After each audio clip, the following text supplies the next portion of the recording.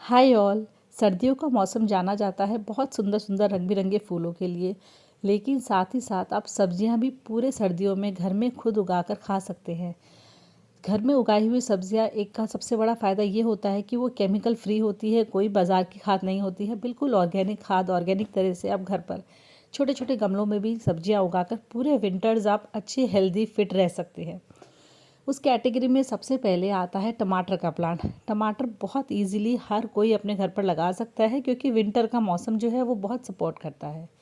इस बेड में मैं हमेशा वाइन वाली सब्जियां लगाती हूँ क्योंकि ये ट्रेलिस जो है इसके बिल्कुल नज़दीक पड़ता है, तो बहुत सुविधा होती है वाइन्स चढ़ाने के लिए। बट इस बार मैंने इनमें वाइन्स ना डालकर टमाटर लगाया है क्योंकि मैं सीड थ्रो करती हूँ, सब्जियों के सैपलिंग्स नहीं लाती हूँ, तो उस वजह से हमेशा ज़्यादा क्वांटिटी में सैपलिंग्स तैयार होते हैं।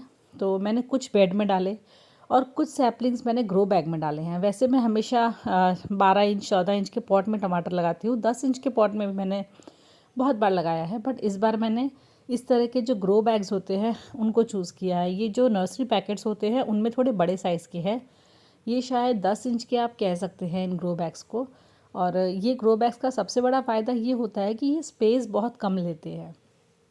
इनमें मिट्टी उतनी ही आती है जितनी ज़रूरत है, और इनको रखने के लिए जो आपको बहुत बड़ी स्पेस की कोई ज़रूरत नहीं होती है। जैसे कि हमारा मिट्टी वाला पॉट होता है उसमें जो है एक्स्ट्रा स्पेस ज़्यादा खाता है, ऊपर की किनारियाँ वगैरह निकली होती है, डिज़ाइन होता है।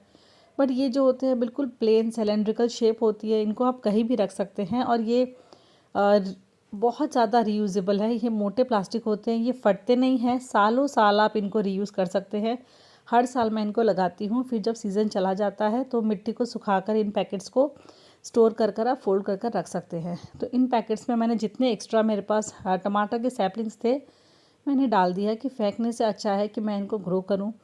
तो अभी का जो मौसम है आप छोटी छोटी जगह पर भी सब्जियां ग्रो कर सकते हैं। मैंने इनकी जो पौध है वो नर्सरी पैकेट में तैयार की और अभी इतने सारे सैपलिंग्स मेरे पास एक्स्ट्रा बच गए हैं। ये बहुत छोटे छोटे पैकेट्स हैं लेकिन इनमें सैपलिंग्स बहुत अच्छे रेडी होते हैं। अब मैं सोच रही हूँ इन सैपलिंग्स का मैं क्या करूँ क्योंकि ये बहुत एक्स्ट्रा हो गए मेरे पास। फिर मैंने सोचा कि मैंने लास्ट वीडियो में शेयर किया था मैं रोड साइड पे प्लांट्स लगा देती हूँ, तो मैंने सोचा ये अच्छे हेल्दी ग्रीन दिखने वाले सैपलिंग्स हैं, इनको मैं रोड साइड पे लगा दूँगी। इनमें ना कोई कर्ल डिजीज़ है ना कोई पेस्ट है, पत्ते वगैरह अगर आप देखेंगे तो बिल्कुल फ्रेश एंड ग्रीन है। सर्दियों की सब्जियों में दूसरा आता है हमारा ब्रॉड बीन्स। ब्रॉड बीन्स बहुत ज़्यादा, अगर आपको अच्छी हार्वेस्ट किसी सब्ज़ी की लेनी है तो मैं बोलूँगी आप ब्रॉड बीन्स ज़रूर लगाइए। ब्रॉड बीन्स की हार्वेस्ट इतनी ज़बरदस्त होती है कि मैं आपको क्या बताऊँ। इसमें गुच्छों में फ्रूटिंग होती है, प्लांट में कोई ख़ास समस्या नहीं आती है। हल्का सा एफिड्स की प्रॉब्लम होती है, अगर आप नीम ऑयल का स्प्रे करते रहेंगे तो वो प्रॉब्लम भी आपको बिल्कुल नहीं आएगी। आप किसी वाइन पे या किसी रस्सियों की मदद से इसको कहीं पर भी आप क्लाइंब करवा सकते हैं। इजी टू ग्रो है। मैंने एक लोहे की जाली में इसको चढ़ाया, उसके बाद मैंने एक मेरे पास ट्रेलिस थी जो मैंने अमेज़ॉन से मंगाई थी करेले लगाने के लिए, उसको मैंने बांध कर उसी पर करेला भी लगा दिया और ब्रॉड बीन्स भी लगा दिया और दोनों आपस में मिंगल होकर बहुत अच्छा ग्रो कर रहे हैं। करेला और ब्रॉड बीन्स को मैंने साथ में लगाने का इसीलिए सोचा क्योंकि दोनों जो सब्जियां हैं वो लाइट वेट वाइन वाली है। जैसे लौकी वगैरह होती है उनके लिए थोड़ा सपोर्ट अच्छा चाहिए होता है, बट ये हल्की बेले है करेला और ब्रॉड बीन्स, तो इन दोनों को मैंने साथ में रखने का डिसाइड किया। उसके बाद हमारे आता है बैंगन। ये बैंगन मैंने काफ़ी टाइम हो गया इनफैक्ट लगाए हुए, मुझे ध्यान भी नहीं है शायद, और इनको मैंने 14 इंच के और 12 इंच के पॉट में लगाया है। प्लांट काफ़ी टॉल हो गया है, बट ये वैरायटी कौन सी है मुझे पता नहीं है क्योंकि सारे सीड्स जो है वो मिक्स हो जाते हैं। देखते हैं, अभी जस्ट फ्रूटिंग स्टार्ट हुई है, फ्लावरिंग स्टार्ट हुई है, अभी तो पूरा सर्दियों का मौसम पड़ा है हमारे पास। चिलीज़ में बहुत सारी वैरायटी है लेकिन सब अलग अलग जगह है। कोई पॉट में है, कोई नीचे क्यारी में है, कोई नीचे पॉट में है, कोई टेरेस के उस तरफ है। बहुत सारी वैरायटीज़ की चिलीज़ मैंने लगाई है। कोई मोटी चिली है, कोई डल्ले चिली है, कोई ब्लैक है, कोई ग्रीन है, कोई टॉल है, कोई शॉर्ट है, तो काफ़ी सारी इनफैक्ट वैरायटी मैंने लगाई है। उसके बाद आती है मूलियाँ। ये सबसे जल्दी हार्वेस्ट होने वाली सब्ज़ी है। ये 1 महीने में जो है हमारी मूली तैयार हो गई है। मूली को इस बार मैंने थोड़ा डिफरेंटली ट्रीट किया है। मैंने इस बार मूली की पौध तैयार करी है, वरना हमेशा मैं डायरेक्ट स्प्रिंकल करती हूँ उसके बाद थिनिंग करती हूँ। बट इस बार मैंने देखा रिज़ल्ट बहुत अच्छा आया है। मैंने पौध तैयार करके उनको एक एक ग्रो बैग में 3-3 4-4 मूलियाँ शिफ्ट की थी और ये 1 महीने बाद का रिज़ल्ट है, कितना अच्छा ग्रो हुआ है। पॉट गार्डनिंग का सबसे बड़ा फ़ायदा मेरे को ये लगता है कि हम लोग बहुत कुछ एक्सपेरिमेंट कर सकते हैं। मैंने इस बार मूलियों की पौध रेडी की थी, ना कि उनको सीड डालकर उसी पॉट में ग्रो होने दिया। तो सबसे मुझे जो बेस्ट लगा वो था कि मैं डिसाइड कर सकती थी कि मुझे एक पॉट में कितनी मूलियाँ ग्रो करनी है, क्या स्पेस रहेगा।